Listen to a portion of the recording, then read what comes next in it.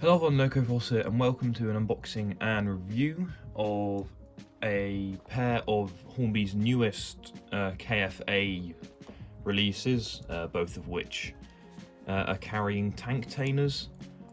We have a low amount of these in stock, as they sold out as I had these sent to me, but there'll be a link in the description below for the one that does have some stock left, and we are looking into getting more of them. So yeah, let's just get started.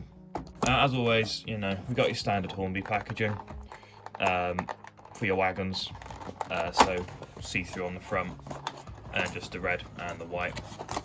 And then from this end, you've got the code, and the KFA, and then the tip hook number as well. And as always, you just pull it out. It's in a plastic sleeve. And then you've got your detail pack here with some spare couplings for close coupling. So that's quite a cool feature that they come with that. And taking it out of the box, again, this is standard Hornby sleeve. You just pop it out one side, lift it up. You've got your plastic protection, and you can just lift the wagon out. Okay, so what's good about this model is, although it's quite flat, you know, you might think, oh, there's not much weight to it, but it's actually completely die cast. So this is great, obviously, for running, as it adds more weight to the train. So it just runs a lot smoother and won't derail over points and that sort of thing. But if we just start on this end, we have sprung buffers. We've got a number of decals on this corner here. Moving along, got more decals here with the max curve. We've got some bogies. They're not super detailed, but they do have the axle boxes picked out in a different colour, as well as some white lining on the top there as well. Moving along further, we have one of the brake wheels, the handbrake, along with the on and off decal there, and then handbrake decal. The camera's not picking it up particularly well, so I do apologise for that. Moving along, we've got the big database panel with the KFA, so you know which type of wagon it is there. And then the weight and some other, I think that's the tip hook rail code there.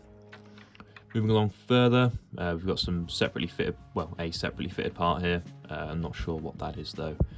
There's a number of moulded details on the bottom here. You can see there's some pipe work and some cylinders.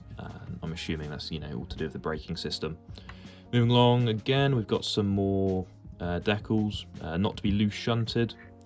And then there's another data panel here. It's all completely legible, but my camera's decided that it doesn't want to focus today. Oh no, there we go. Okay, moving on further, we've got the yellow 2-ax logo, which is the wagon leasing company. I think it's French, I believe, but I could be wrong there. We've got the other bogie here, and then some more moulded details on this side, as well as an electrification warning sticker. And again, we've got sprung buffers here. Now on the top, you can see every so often there are these pointy up bits, and these are how you attach the containers onto the model, or the Tanktainers even. So they have holes in the bottom, which you then just fit on top like so. It does seem a little bit loose, but obviously when it's running around, you know, that's not going to fall off. Okay, so taking a look at the Tanktainers now, you can see that they are basically big metal sort of scaffolding with a tank inside. Obviously they need to be square to fit on container ships and such with other containers, hence the name Tanktainer. But you can see all of them have sort of, I wouldn't say rivets. They've got moulded detail around. But in these bottom two, it's been picked out in silver. But there's no detail differences between them. They're all the same moulding. They've all got a ladder down one side, and they've all got the same shape, obviously, and they all have holes in the bottom to allow you to fit them to the container wagon. As for the liveries, there is obviously a lot of variation here, but you can see there's a lot of printed decal work with all the different codes. All the different codes, all the different numbers, the warning symbols, that sort of thing. And then there's obviously the different logos for the different companies. Now, I don't know if these are real companies or ones that Hornby have made up, but as it's a main range product, I would like to think that they are real. On the top as well, we've got some walkways and then some sort of opening hatches, presumably to allow it to be filled up. On the end, we also have a number of more decals, or printed details, sorry, with more logos, more warning symbols, and a lot more numbers.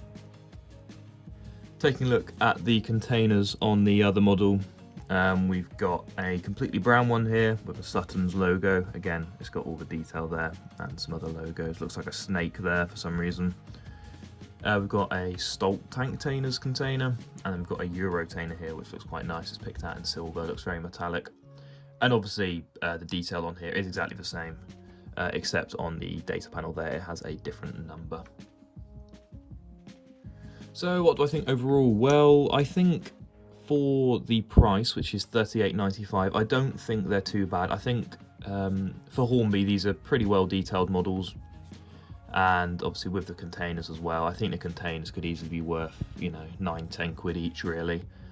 So to be honest, it's quite a good deal to get the wagon and 3 containers for that price. And they do look really, really good, and it is probably something I would look into getting myself. However, I think I'm all sorted for container wagons at the moment, but I would highly, highly recommend these. But act fast, because they are selling very, very rapidly. In the link below in the description, I'll leave the link to both of these products. However, only one of them is still in stock, so act very, very quickly because they are selling very, very well. So I hope you've enjoyed this review. If you want to see more wagon reviews, then do let me know, and I'll try and do some more. As well as that, if you have any questions, obviously leave them in the description below, and I'll do my best to answer them. And yeah, hope everyone had a great Christmas and a great New Year, and I'll see you guys in the next video. Goodbye for now.